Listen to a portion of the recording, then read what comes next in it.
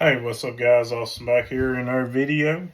This video is going to be over how to identify pond baits versus lake baits. This is primarily going to pertain to crankbaits. Considering crankbaits, I do get asked it a lot because some pond crankbaits you can also use in the lake. So I'm going to go ahead and dive in here and got a little box of crankbaits here. Okay. Now, let's start with your pond crankbaits. A lot of your ponds have grass in them or something like that, whether it be milfoil, lily pads, dime pads, nickel pads, stuff like that you're going to continuously get hung up in if you throw a deep diver like a 6XD. So, what kind of crankbaits can I throw? Okay, you have the little Rebel ones, the little bitty Rebel crawls and stuff like that. Those are awesome. They also work in the creeks as well. But primarily what you want to focus on is more square bills. Now, square bill is just like that. This is a KVD 2.5. This is in some kind of shad pattern. I don't even know where I got it. I don't throw square bills a whole lot. I think this is about the only one I own. Well, it's the only one in this box. Okay, so why a square bill? Well, let's go ahead and compare it to something like a 6XD here. So, see how big of a bill a 6XD has?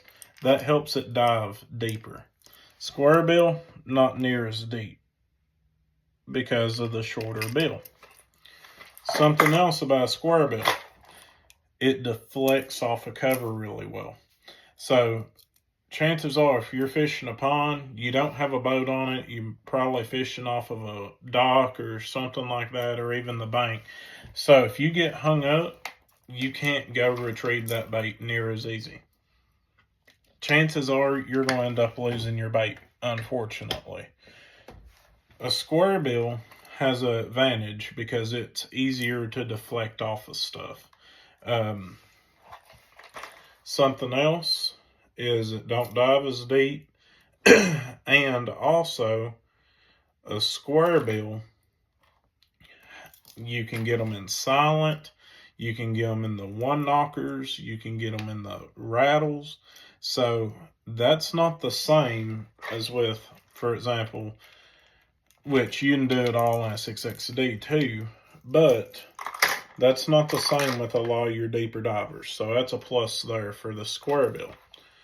Okay. Also, weight, and here's where weight comes in, is you can throw a lipless crankbait in a pond. Okay, now, are you going to be wanting your big heavy ones? You hear people talk about your hash, your 3/4, your ounce rattle traps. This here is a Strike King Red Eye Shad. This is in chrome black, I think, or something like that. Now, this is a 1/2 ounce trap. Now, this one is a little one from Walmart. It's like a 1/8, I think. Now, I took the back hook off here and added on a little blade, just something I want to try.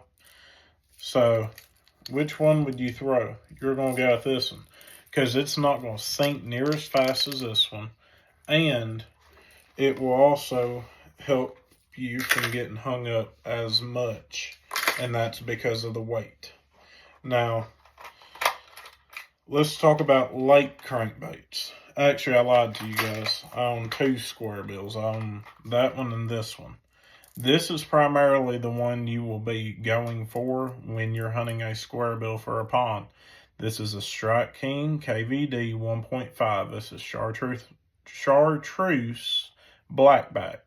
This one, it dives like 3 to 5 foot. This one I think may go 5 to 8. I'm not 100% sure. Like I said, I don't throw square bills much. Now, let's talk about your deeper ponds and getting into your lakes, the multi-versatile lures. So this right here is a Bomber Model A. These guys dive, I think, 6 to 9 foot. So when it's wintertime, all that grass is killing out of your ponds. You can throw your rattle traps, and you can also get away with a little bit deeper diver of a bait. If this is getting hung up in grass too bad, then you can always go to your square bill and stuff like that. Now, something else that's good for the lipless or the rattle trap, whatever you want to call it, is ripping it through that grass. So you can still throw this one if you're wanting to get in that grass and rip it up out of there. Okay. Now, let's get into your more lake and stuff like that. So you can still throw your Bomber Model A crankbaits. This is a GOM right here, boys and girls.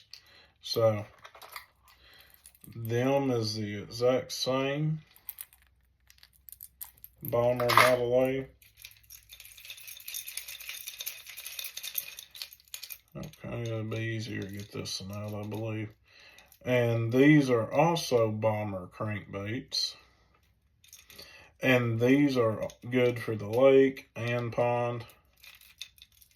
If you have a little bit deeper pond, or if it's winter time in a pond. This one, I know it's a Bomber, I don't know what it is. And then I've got these two.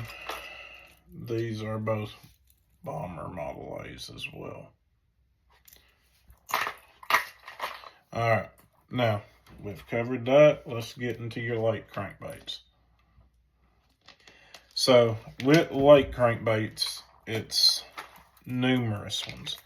You got your square bills starting out, which I don't throw. You have your bombers, you have your bandits, you have your bandit there. Lipless, 6XDs, 5XDs, 8XDs, 10XDs. But let's break it down where you don't have to have 5 crankbait boxes. What if you just want to have one? Okay. Spro rock crawler. When in doubt and you feel like you need to throw a crankbait, break the rock crawler out. They are awesome. They dive 9 to 14 foot. This is Spring Crawl. I love that color. That's my favorite color rock crawler. And 6XD. Sexy Shad. This is something powder blue. That's the ones I use. Now, I do have some older ones that I'm going to start throwing. This is a Excalibur fat-free shad. So we're going to try them. Now these are made by Lucky Craft. They are a Lucky Craft CB250. And these dive 7 to 9 foot. And I think they call this one root beer. I'm not 100% sure. Now, this one is a classic leader, whatever that is. This one. So, sound does matter in crankbaits. But, guys, this wasn't about what sounds work or anything like that, what colors. This is just about how to identify. So really 2 things I focus on: weight and length of the bill. So guys, I hope this helps y'all. I hope you all have a blessed day. Happy New Year. Merry Christmas to you all. And I'm out.